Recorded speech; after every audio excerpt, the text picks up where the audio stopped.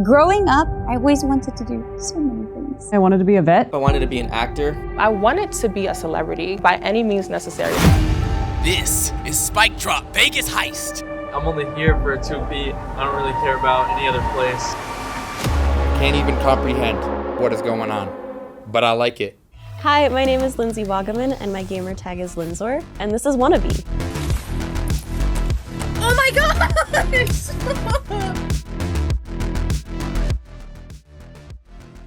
My dad was a video game collector pretty much ever since I was born. So I've kind of been in gaming my entire life. There's actually a baby picture of me with an N64 controller just gnawing on it. So it pretty much started from there. My dad being a video game collector, he always had new games coming in. He was always trying to complete collections. But that also meant we got different opportunities. So we would go to GameStop all the time and see what was going on.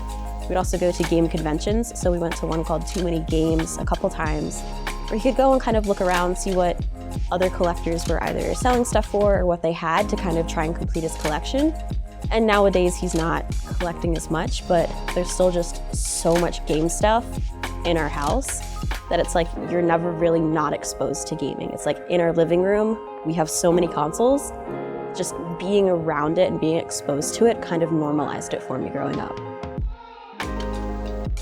When I decided to make esports my career, I was definitely a bit more excited than when I talked about doing photography. I think it's because he saw the business opportunities that were there and the possibilities that were coming from the industry. I had a lot of hobbies growing up. Photography was one of them. I started probably taking photos in my backyard when I was 14 or 15, and I would take photos of birds. So I would just sit on my back porch and take photos of birds. And from there, it kind of stemmed into taking pictures on trips and of family members. And then I also did my best friend's senior portraits for high school. And I was like, this is actually maybe turning into more of something than a hobby. Maybe I want to pursue it professionally. And unfortunately, it just didn't really work out, but it's still something I enjoy doing, and it's still a craft that I like to hone. But getting into the competitive side and really getting into the gaming space, I played a lot of Halo on Xbox 360. I'd come home, do my homework quick, and then hop onto Halo Reach. And that was my game for years until I found Overwatch. And then from there, stumbled into esports with the Overwatch League. And from there, it's pretty much been the history of that the last 4 years. I played a lot of Overwatch though, on console. So my college major is esports management, production, and performance. And when I started college, it wasn't around. They actually created the major about a year and a half or half a year after I started. So I had kind of taken a gap year after I graduated high school to try and figure out what it is I really wanted to do, and realized the esports space is where I wanted to be. So I was looking at different programs to try and figure out where exactly I could do that with. And I found myself at Harrisburg University in central Pennsylvania, and in their interactive media program right before they developed their esports management program. And through that program, I've been kind of given a general overview of the industry and been able to kind of funnel down into the specifics of what I want to do. It is a great program, and they provide not only classroom resources for students, but experiential learning and hands-on opportunities that you don't always get in other programs, especially with there being so few esports majors in the country.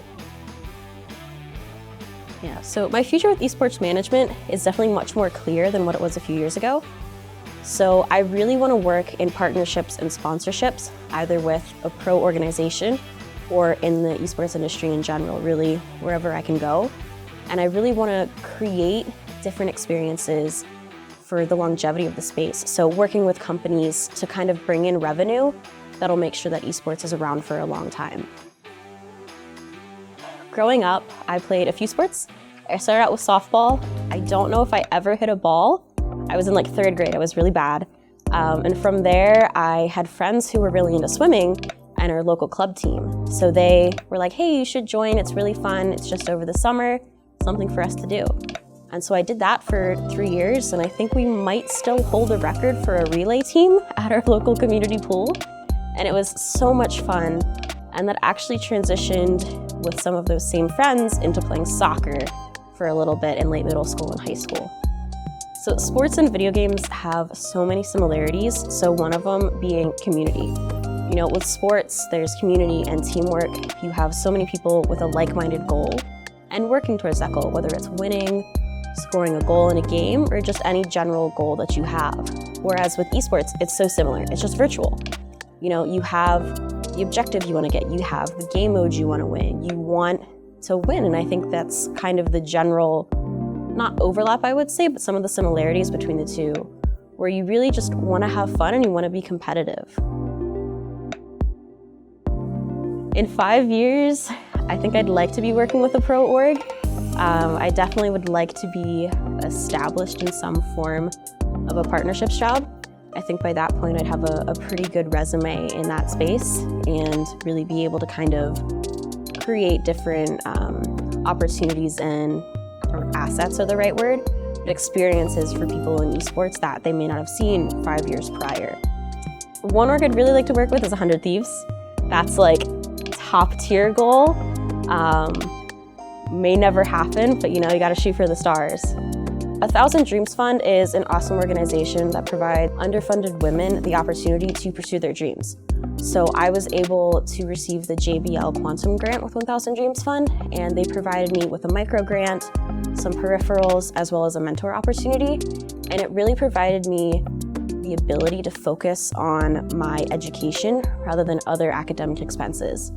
And I've been able to help them as well as a student advisory board member, while also seeing the awesome opportunities and other grants and programs they have to offer for women in the esports, as well as the STEM space. Yeah, so to girls who are looking to pursue a career in esports, do it. Don't be afraid. You know, you never know what can happen.